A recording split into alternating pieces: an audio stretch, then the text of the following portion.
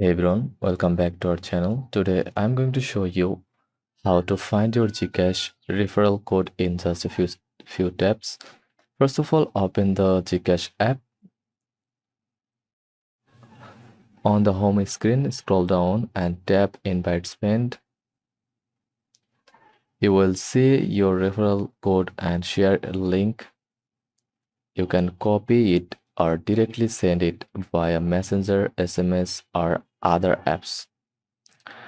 When your friends sign up using your link, you both get rewarded, easy, fast, and get extra Gcash for you. So, if this guide was helpful, don't forget to like and subscribe for more quick tutorials. Thanks for watching.